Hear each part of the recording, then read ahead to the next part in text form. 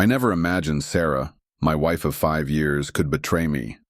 We had always shared an unwavering trust, built over countless late-night talks and quiet weekends. I believed in her, no questions asked. Our relationship felt solid, free from doubt or suspicion. She was my confidant, my partner. The thought of her turning her back on me seemed impossible, until one fateful day when a small, innocent detail caught my attention. That moment would shatter everything I thought I knew. The disbelief was overpowering, and little did I know then that it would mark the beginning of the end. It was a regular morning, Sarah bustling around as usual, preparing for her day. But that day, something felt off. I was in the living room when I heard her phone buzz continuously from the kitchen. I glanced over, noticing the screen illuminated, showing a name I didn't recognize. James. I'd met him a few times at work functions.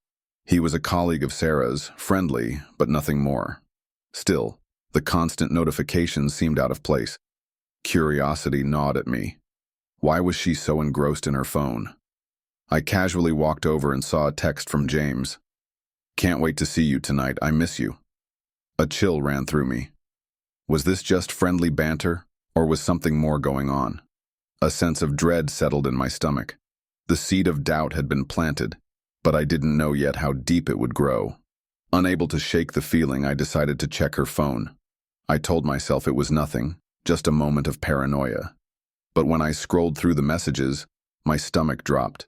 There, in black and white, were flirtatious texts between Sarah and James, messages that were intimate, affectionate, and filled with longing.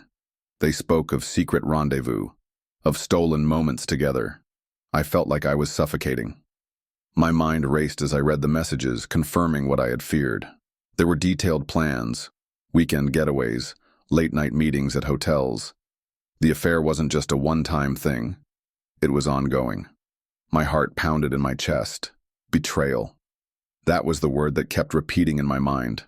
I wanted to scream, to confront her right then and there. But instead, I held back, forcing myself to stay calm. I wasn't ready to let her see the storm brewing inside me. I needed to think this through, to plan my next move carefully. I would not let my emotions take over. Not yet. The next few weeks were agonizing, each day dragging on as I silently observed Sarah, keeping my suspicions hidden. I set up discreet cameras around the house, monitoring her every movement. I tracked her phone, syncing it to mine, so I could see every call, every text. She had no idea I was watching. Her routine remained unchanged, mornings at the gym, evenings out with friends, but little by little, the evidence grew. Luncheons with James, late-night messages exchanged when she thought I was asleep, hotel bookings under fake names. It was all there. My heart grew colder with each passing day, and the anger simmered beneath the surface. This wasn't just about confronting Sarah anymore. It was about something much deeper. I couldn't let her get away with this. The affair wasn't a mere lapse in judgment. It was a betrayal of everything we had built together. I was no longer the man who trusted her with everything. I had become someone else, someone who needed revenge. I began making plans, gathering resources, preparing for the day I would finally end this chapter. It wasn't going to be messy. It was going to be precise. I had a plan now, one that would ensure Sarah paid for what she'd done. I wasn't going to just confront her and let her walk away. No, this needed to hurt. I began by quietly transferring money from our joint account to my private account, making sure she wouldn't have access to any of it once the divorce papers were signed. I started drafting those papers, carefully considering every clause, making sure I had control over everything. I gathered all the sentimental items I could bear to part with, packing them away. Guitars, old books, memories of a life I thought I understood. I made sure she wouldn't get a cent of the inheritance I'd been expecting, securing it all in a separate trust. Coldness enveloped me as I prepared for the inevitable fallout. I knew this wasn't just about revenge anymore. It was about reclaiming control over my life. I was done being the victim. Now I was the one in charge. Sarah wouldn't get away with it. Not this time. The day arrived. I took a day off from work, knowing that Sarah would be at the office, unaware of the storm I was about to unleash. I hired movers to clear out the house, leaving it stripped bare, just a shell of what it once was.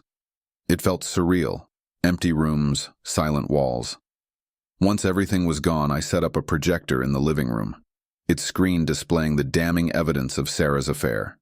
Photos, text messages, videos, everything that would leave her with no excuse, no way to deny what she'd done.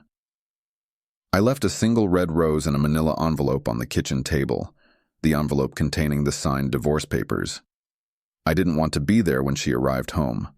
I wasn't going to let her see me just yet. Instead, I waited, hidden, ready to observe her reaction. The tension was unbearable. I knew this moment would change everything, and I couldn't wait to watch it unfold. Sarah came home to an empty house, her footsteps echoing in the silence. She paused at the door, confused, her eyes scanning the vacant rooms. Then her gaze fell on the envelope on the table. She picked it up, opened it, and began watching the slideshow. The images and messages flashed across the screen, each one a nail in the coffin of our marriage. Sarah's face changed, first confusion, then horror. As she finished watching, she looked up, her mouth opening to speak, but I cut her off with a cold, steady voice.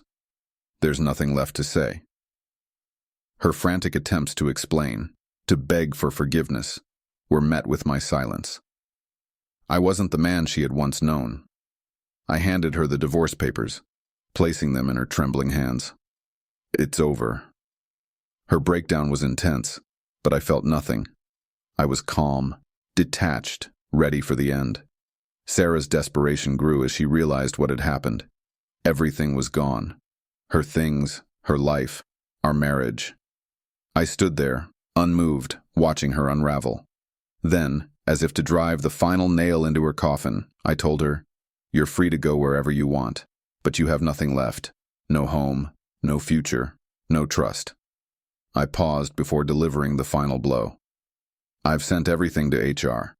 Your affair with James won't stay a secret." Her cries grew louder, but I turned and walked away. I had won. She would have to face the consequences of her actions alone. In the weeks that followed, I felt lighter, as though a weight had been lifted from my shoulders. The betrayal was no longer looming over me. I had taken control of my life again. The legal proceedings moved forward, and Sarah, her reputation tarnished, moved out of town, far away from everything she had known. As for me, I started over. I bought new furniture, reconnected with old friends, and embraced a fresh chapter. Life wasn't perfect, but it was mine. I had reclaimed what she had stolen from me, and for the first time in a long time, I was at peace.